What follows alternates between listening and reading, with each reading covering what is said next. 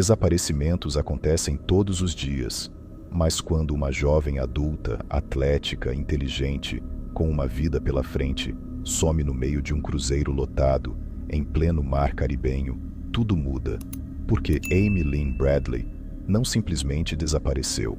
Ela foi engolida por algo muito maior: negligência, interesses comerciais e, possivelmente, um mercado escuro e cruel que atua nas sombras do turismo internacional. Esse é um daqueles casos em que o real ultrapassa qualquer terror fictício, onde a suspeita do que pode ter acontecido é tão perturbadora que nos obriga a encarar o pior da natureza humana. Hoje, você vai conhecer a fundo a história real de Amy Lynn Bradley. Amy nasceu em Petersburg, na Virgínia, Estados Unidos. Era formada em educação física, atleta, excelente nadadora e com planos de trabalhar como salva-vidas. Sua família sempre foi unida e cheia de tradições. Em março de 1998, os Bradleys embarcaram em um cruzeiro da Royal Caribbean rumo ao Caribe, mais especificamente para Curaçao. Era para ser uma viagem de descanso e diversão, mas virou um pesadelo que nunca teve fim. Amy não queria ir. Ela chegou a expressar desconforto com a ideia da viagem. Tinha pressentimentos, mas, querendo agradar a família, embarcou. Na noite de 23 de março, a família participou de um jantar de gala. Depois disso, os pais foram dormir, enquanto Amy e seu irmão, Brad, ficaram para curtir o baile. Testemunhas dizem que ela estava sendo abordada constantemente por funcionários do navio, em especial um homem chamado Alistair Douglas, também conhecido como Yellow. Ele era um membro da banda do navio, a Blue Orchid, com quem Amy passou bastante tempo aquela noite, por insistência do homem. Por volta das 3h30, Amy retorna à cabine. Ela e Brad conversam um pouco na varanda e depois ele vai dormir. Entre 5h15 e 5h30, o pai acorda e vê Amy dormindo sentada em uma cadeira na varanda. Ele não quis acordá-la. Cerca de meia hora depois, ela já não estava mais lá. Ela teria saído descalça, levando cigarro e isqueiro. O pai estranha e começa a procurá-la, mas não encontra nenhum sinal. A família imediatamente notifica a tripulação. Imploram que o navio não seja atracado, até que uma busca seja feita com seriedade. Eles tinham medo de que, se Amy tivesse sido levada por algum funcionário ou passageiro, esse criminoso pudesse escapar. Mas o pedido foi negado. A empresa alegou que não queria causar pânico. O navio atracou normalmente em Curaçao e antes das 8 horas, boa parte dos passageiros já havia desembarcado. Somente às 8 horas foi feita uma chamada simples nos alto-falantes. Amy Bradley, por favor, dirija-se à mesa do comissário. Nenhuma ação concreta, nenhum alarme, nenhuma busca real. Eles alegaram que revisariam todos os quartos do navio, mas depois foi revelado que a equipe não chegou a entrar nos quartos para não incomodar os passageiros. Sim, um possível sequestro, e eles optam por não incomodar os turistas. Nesse dia eles condenaram o destino de Amy, porque ela nunca mais seria vista. A guarda costeira realizou buscas por 4 dias, com helicópteros, barcos e um avião de rastreio. Nada foi encontrado, mas o que mais chama a atenção é o comportamento de algumas pessoas do navio. O garçom chegou a abordar os pais de Amy, pedindo para entregar um bilhete dela a um dos músicos quando desembarcassem. Ele não sabia que Amy estava desaparecida. Havia também o estranho caso das fotos do navio. O fotógrafo havia tirado fotos de vários passageiros para vender depois, mas todas as fotos de Amy sumiram. Nenhuma foi encontrada na banca. A família acredita que foram removidas propositalmente. 2 meninas também disseram que viram Alistair e Amy juntos às 5h30 da manhã, saindo do elevador panorâmico do navio que levava à boate. Também havia uma passageira chamada Elizabeth, que adoeceu alguns dias antes do cruzeiro e estava tomando antibióticos. Ela não podia pegar muito sol, então percebeu que se passasse seu tempo na área da boate, ela poderia ver e participar bastante do que acontecia no navio. Na manhã do desaparecimento de Amy, ela acordou cedo porque queria desembarcar em Curaçao e foi para a boate porque da janela panorâmica que havia no local, ela conseguiria ver o navio atracar no porto. Enquanto Elizabeth estava sentada lá, ela viu Alistair Douglas e Amy saírem dos grandes elevadores de vidro e caminharem até o bar da boate. Alistair aumentou a música e trouxe um copo para Amy que continha uma bebida escura que parecia ser café. Logo após disso, Elizabeth voltou à sua cabine para buscar sua bolsa e desembarcar em Curaçao. Depois das alegações de Elizabeth, Alistair foi levado para um interrogatório, onde passou pelo teste do polígrafo, mas o resultado foi inconclusivo, e sem provas que o ligassem ao caso, diretamente ele foi liberado.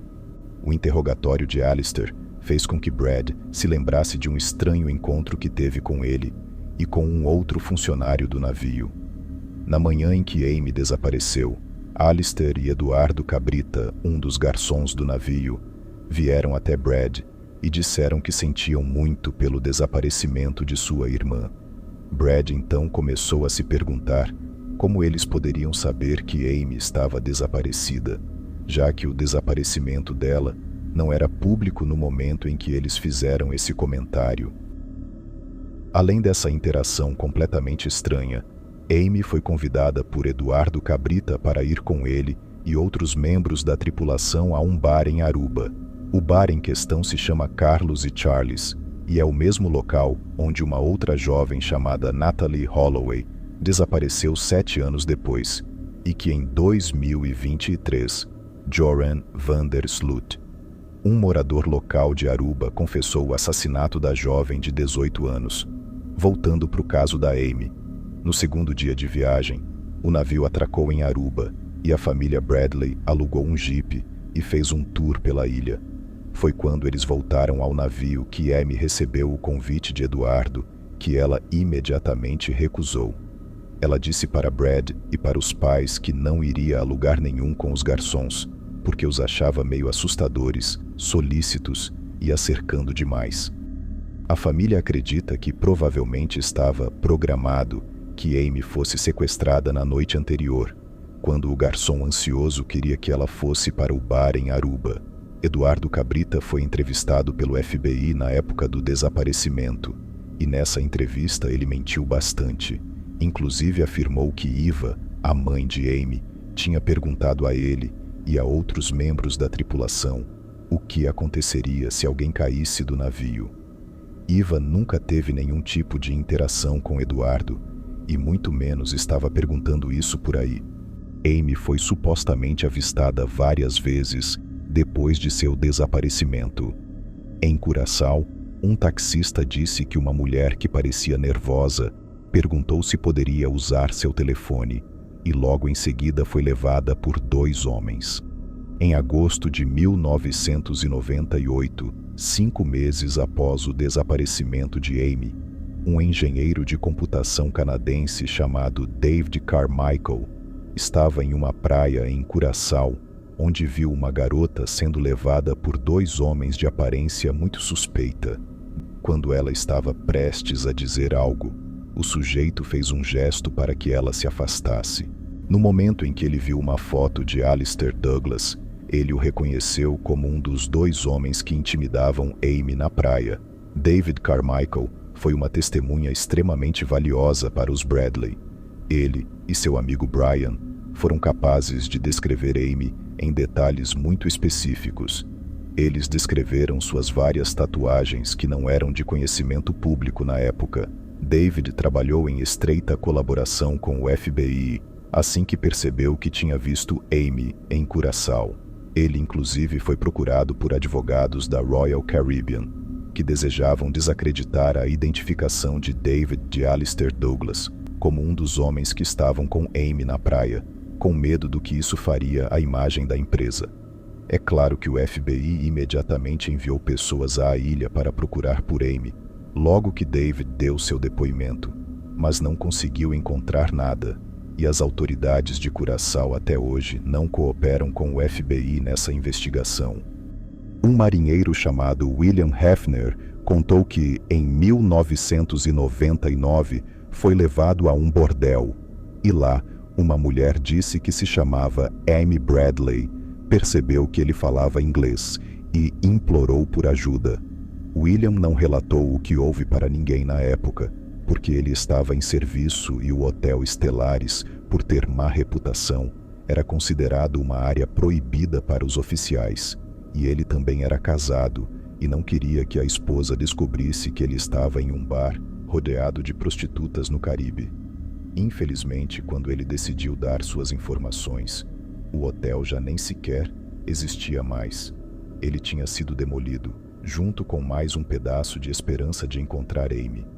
Um ano depois que as informações dadas por William vieram à tona, Amy foi avistada pela terceira vez, agora em São Francisco. E por mais inacreditável que pareça, ela ter sido vista em seu próprio país. Ela foi vista em 18 de abril de 2003 no Pier 39, chamado de Fisherman's Wharf. Amy estava com 2 homens andando ao seu lado, como nos outros avistamentos, enquanto eles observavam um músico que tocava no cais. Ela foi reconhecida por algumas testemunhas, mas quando notaram uma movimentação estranha na área, os homens a puxaram pelo braço e a levaram embora dali antes que a polícia pudesse chegar onde eles estavam. Eles literalmente agarraram Amy e correram quando perceberam que ela havia sido identificada, e muitas testemunhas assistiram isso acontecer. Houve outro avistamento em 2005, quando uma mulher chamada Judy Maurer afirmou ter visto Amy no banheiro de uma loja de departamentos em Barbados. Judy afirmou que estava entrando no banheiro quando uma mulher apareceu com 4 homens. Os homens pareciam estar ameaçando a mulher para garantir que ela se comportasse. Quando a mulher entrou no banheiro também, Judy se aproximou dela para saber se estava tudo bem. E a mulher disse que seu nome era Amy e que ela era da Virgínia. Os homens escutaram o barulho de conversa, entraram no banheiro e mandaram Amy sair. Eles foram embora e Judy procurou a polícia para contar o que havia acontecido. Um retrato falado foi elaborado a partir desse avistamento, mas não deu em nada. Mas a pista mais chocante surgiu em 2005, quando 3 imagens foram encontradas em um site adulto, de um bordel, uma espécie de, entre aspas, cardápio das mulheres que estavam disponíveis ali no lugar. Uma mulher muito parecida com Amy, em condições que sugeriam que não estava ali por vontade própria, com uma expressão cansada e desesperançosa. As fotos foram rastreadas até o site de um resort de acompanhantes na Ilha Margarita, na Venezuela. Foi descoberto que as fotos foram publicadas 1 ano antes naquele site. O resort, que já não existe mais, foi investigado na época, mas nada foi encontrado que ligasse Amy ao local. Os donos alegaram que as fotos vieram de Curaçao e que aquela mulher não era uma das acompanhantes oferecidas pelo resort, mas eles também não esclareceram porque eles postaram a foto de uma mulher que eles não ofereciam e de quem exatamente eles receberam aquelas fotos. Mesmo com vários avistamentos, uma recompensa de $25 mil por qualquer dica leve do caso, nada foi encontrado. Amy foi declarada legalmente morta em 2010, mas sem corpo, sem provas definitivas e com testemunhos que apontam para algo muito mais sombrio. A família Bradley nunca desistiu. Eles acreditam que Amy foi sequestrada, levada para uma rede de exploração e nunca conseguiu escapar. Amy Lynn Bradley não foi mais uma estatística, nem apenas alguém que caiu no mar. Seu desaparecimento é um retrato brutal de como, em certos ambientes, a vida humana vale menos que a reputação de uma empresa.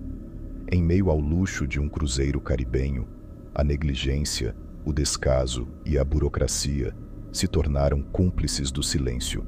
Entre 2000 e 2019, mais de 200 pessoas desapareceram de navios de cruzeiro. Gente como eu, como você, pessoas que sumiram no meio do mar sem deixar rastro. E em muitos desses casos, A resposta é sempre a mesma: não sabemos o que aconteceu. Mas e se alguém souber? E se alguém simplesmente não quiser que você descubra? No caso de Amy, houve relatos, tatuagens reconhecidas, até um pedido de socorro dentro de um bordel. Mas tudo isso foi tratado com indiferença. A tripulação não revistou quartos, ignoraram os pedidos da família, deixaram o navio atracar. As suspeitas foram ignoradas, o tempo passou, e a verdade se perdeu no mar. O que aconteceu com Amy é uma lembrança cruel de que o verdadeiro monstro nem sempre está nas sombras. Às vezes, ele veste uniforme, aperta mãos ou lucra com o silêncio. A pergunta que fica é: até onde alguém estaria disposto a ir por dinheiro? Amy poderia ser qualquer uma. Ela poderia ser você, e talvez em algum lugar ela ainda esteja esperando por uma chance de ser encontrada. O tema desse vídeo foi pesado, eu sei, mas a realidade não é feita só de arco-íris e finais felizes.